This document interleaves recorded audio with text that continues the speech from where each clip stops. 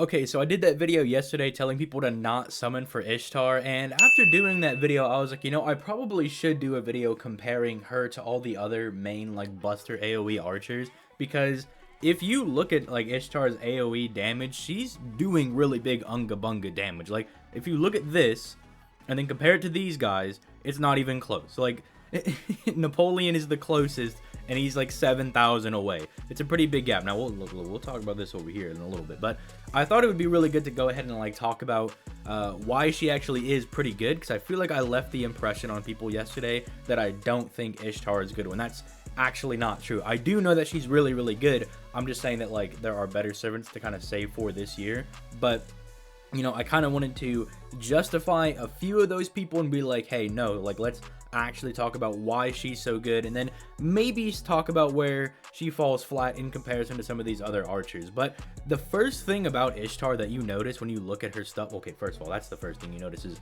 the insane 7 hits on the extra attack. But if you look at her skills, it's very cohesive. She has a very solid base kit. She doesn't do anything super insanely well, but she like really gets helped by someone like Merlin.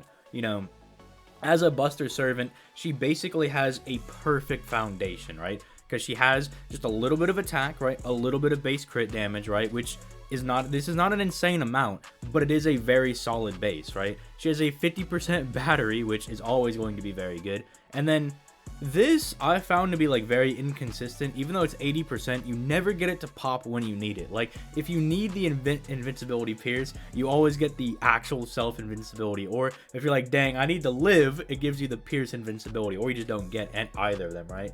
But this is very, very good. This is something that like all Buster servants desperately want. They really want that 50% battery. And then this just compensates for like this only being about 20%. So this is just like, hey, here's a mega super dongoloid buff, right? We're going to give you 50% attack for 1 turn. And it's basically like you can loop it, right? Because it's on a 3-turn cooldown. And then her NP drops stars for her, as well as buffing her Buster performance for the entire turn. So like, not only is her NP going to do more damage because it's double buffing with like a massive 70% attack, but then you're also dropping stars to use for the potential Brave Chain, right? And then that's where your party crit damage comes in hand. So like, everything she does is very good. She's a very cohesive, solid servant, right? And she only gets way better with Merlin, because Merlin takes that crit damage and like exemplifies it to like 100 million%, right? So on that turn, you do mega damage. She gives her, or he gives her, a little bit of extra attack. He gives her guaranteed survivability with his second skill. He gives her a little bit of regen, extra stars, like just so when she's not using her NP, she can still have access to doing crits and everything. So like, she's almost like an ideal AoE archer, right? She's very, very good in that aspect. And I would almost say that she's dummy proof, but there are people that still somehow mess up this skill. Look, you pop her 3rd skill and you get the attack buff next turn. So like, you use it the turn before you want to do big damage. So it requires you to do a little bit of planning. I can understand how like maybe newer players take a little bit to understand it, but I also think it's very good in that aspect actually, because then it kind of teaches you about timing and everything in a very simple way. And really for Ishtar, if you can, like, you're learning how to do timing and everything, and if you mess it up, it's not like you lose. You just lose out on damage, right? Which is, significant, but it's not the end of the world. It's not like your whole party dies or something. Well, maybe it'll die if you don't kill the enemy that's in front of you because you missed the damage, but you know what I'm saying. I think it's very good in that aspect. So her main competition, I would say, is Gilgamesh and Napoleon. Now I pulled up Tesla and I didn't pull up Arjuna because I don't like, Arjuna's not bad. I just don't know, for whatever reason, he just doesn't get to come to the table whenever we have these discussions. Even though, I mean, maybe it's because he doesn't have like a special damage mod like these do, because these 3 have the ability to actually far surpass Ishtar when it comes to their own NP damage and their kits. They just need to be fighting special opponents, right? So Ishtar is more of like this good, consistent archer that you can just kind of bring anywhere, and she'll do the same thing every single time. Whereas if you're facing a divine opponent, you're like, I gotta bring out Napoleon because he's gonna do that major damage. You're fighting a non-star servant, which is like most servants in the game, right? There's like a handful of servants that don't fall under the weak to enema elish like tag. And so then you bring Gilgamesh. And then if you're facing an Earth or Sky servant, which is also somewhat common, you bring like Nicholas Tesla, right? Although I don't know why you would bring Tesla when you don't bring Gilgamesh, because they do have a lot of overlap when it comes to their NP like damage modifier. So I don't know why you wouldn't just bring Gil, but we'll talk about it, right? I mean, okay, there's obvious reasons. He has a 50% battery, so that's why you'd bring him over, right? For those scenarios. But Gilgamesh, he like his hits. First of all, his deck is absolutely bonkers broken. Like, are you looking at the same thing that I'm looking at right now? His hits are off the charts, right? Especially for a servant that came out like he came out like the first like month or two of FGO, and like you look at his hits and then you look at like someone like I don't know, just any of the other like year one servants, and they got like one hit on their quick card or one hit on their arts card with like the same NP gen, and you're just like, what are you guys doing? Like, you just made Gilgamesh's deck like stupid broken. His only flaw, I would say, is like that his NP charge per attack is low, but that's also because his arts cards are very, very high, and then he fixes that with this. Gilgamesh is similar to Ishtar in that he has a very simple deck, right? He's like, attack, I do damage, NP gen, you know, I buff my arts cards being a little poo-poo stinky, and then he gets this as a buff where he's like, okay, now I have a battery, I suck up the stars so that way I can do arts crits and buster crits and just do big damage, right? Very, very simple. His NP it's just a big stick. You just hit people with it, right? Bonk, bonk, they die, right? Similarly to Ishtar, he gets helped significantly by Merlin, because Merlin actually gives him the Buster buff, which is going to allow him to multiply those different damage buffs into themselves so he can do even more damage. He actually then gets crit damage from Merlin, and then a little bit of extra attack, and then also survivability, because Gilgamesh's version of survivability is kill whatever's in front of you, and if you don't kill them, then I guess I just die, right? You know, so if you don't kill somebody in front of you, you just lose with Gilgamesh. So I would say that if we're talking about like Ishtar versus Gilgamesh, I could see the case being made where you say, well, I think Ishtar's better because her kit is more cohesive, right? She has the 50% batter, so she's superior for farming. And for farming, you're not going to be farming servants most of the time, right? You're going to be farming like random trash mobs, and so then Ishtar is going to be better because her damage will be superior for like just normal farming. And then, you know, just the fact that she also has the ability to like crit Brave Chain and stuff, that's going to make her a bit more consistent for those nodes where you have to use like face cards and stuff, right? Because then she can do the crit damage and then actually drop the stars for herself, so she can actually do those Brave Chains and everything. So even for those types of farming, she's going to be superior. So I can understand that being the case. And even in challenge quests, you might have somewhat of a case to make for bringing Ishtar because she has her own version of survivability. She'll be able to do consistent damage, right? And you know, I guess you could say that like, well, I bring Merlin with Gilgamesh and that fixes his survivability, so maybe that's we could kind of get into a little bit of a debate, right? Because bringing in supports does kind of mess with the discussion, because then at that point it's like the supports are supposed to, you know, as their name implies, support the main DPS servant and kind of plug in the holes that in like all the issues that they can't fix themselves, right? But I would understand you saying that like, I think Gilgamesh is not as good as Ishtar because she's very consistent. So like, I can understand that one. Now you look at Napoleon, and he's basically like a more recent updated Gilgamesh. They neutered his like deck a little bit, but then if you look at everything he does, it's like basically the same charisma with like a little bit of added extra damage for one turn. He then further buffs everybody's NP damage and their star rate, so then on his NP he can actually drop stars for himself, which is something that, you know, Gilgamesh doesn't do, but Napoleon does though. So like, it kind of mimics Ishtar's ability to drop stars on her NP. He kind of does the same thing if you pop this on the turn that you're going to use your NP, which obviously you should, because, you know, NP damage. And then he also has the same battery as Gilgamesh with a guaranteed ignore invincibility, and he has a little bit of extra star refund again, so that way he can kind of rival Ishtar in her ability to drop stars.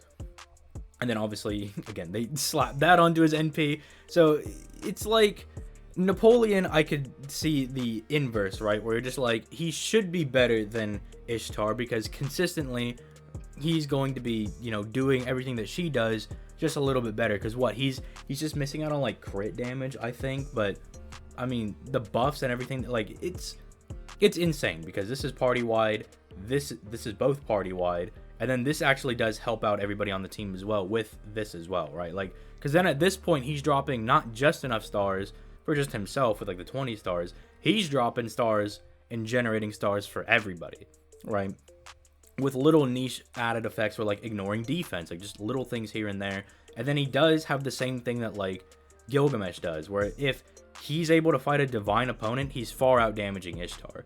So I could see the argument being made that you're like, I think Napoleon's better than Ishtar. Like, I'd rather have him rather than her, because he's also very consistent. The only thing that he's lacking is obviously damage. He is far out damaged by Ishtar when it comes to their NP damage, their raw output. So I could see that being made as an argument, is that you like Napoleon better. But again, Ishtar does kind of, like, she does other things, right? Like, still has a 50% battery. Obviously, that's something that Napoleon is not going to be able to overcome. Then this, I still think this charisma is one of the better charismas in the game, because it's just really good. Like, you're getting 20% attack, which is very good, and then 20% crit damage, which isn't a lot, but it is something you can build off of. So this one I think is a bit more debatable between these two, who you think is better, because I do think they both have things over each other. But let's just move on to the last one, which is Tesla, who I feel like always gets forgotten in these topics, dude. But Tesla's really, really good. Like, if there was going to be one of these three that you were going to be like, nah, I got this guy, don't need Ishtar, I would think it would be Tesla. But everybody forgets about this dude for whatever reason. Because, like, look at this first skill, dude. Does this look good to you? Like, just let me know. Just go ahead. Just look at the screen. Read that for yourself. Does that look good? That looks pretty good to me. 50% NP gen for yourself for 3 turns. And then the entire party gets 30% NP gen for 3 turns as well. Is that good? That looks pretty good to me. Oh, let's look at his NP charge per attack. Oh, almost 90%. 90%, you say, with a 50% buff and a 50% battery. Where's your battery? There it is. Look at that. 50% battery with insane NP gen.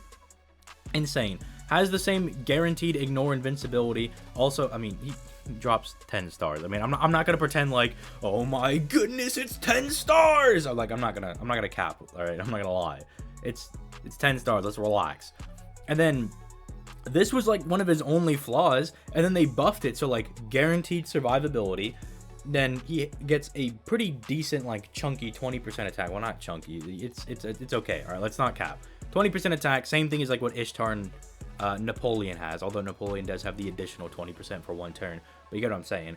And then if he can get this additional NP damage off, then he's actually then you're in business, right? You're doing some pretty decent damage. And then the increased 30% defense. That's not the craziest thing in the world, but do keep in mind that characters that buff their defense, especially for like 3 turns like this, are very viable in like those tanky strategies where you just like feed a bunch of defense into them. Like, you use the Kire CE, which gives you like an additional 20% defense. So then at that point you're already at 50% defense with this skill active.